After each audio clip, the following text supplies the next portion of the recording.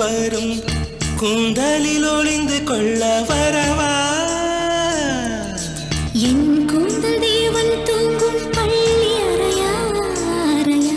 மலர் சூடும் வயதில் என்னை மறந்து போவதுதான் முறையா நினைக்காத நேரம் இல்லை காதல் ரதியே ரதியே உன் பேரை சொன்னால் போதும் என்று வழிவிடும் காதல் நதியே என் சுவாசம் உன் மூச்சில் உன் வார்த்தையின் பேச்சில் 5-6 நூற்றாண்டு வாழ்வோம் என் வாழ்வே வா மலர்களே மலர்களே இது என்ன கனவா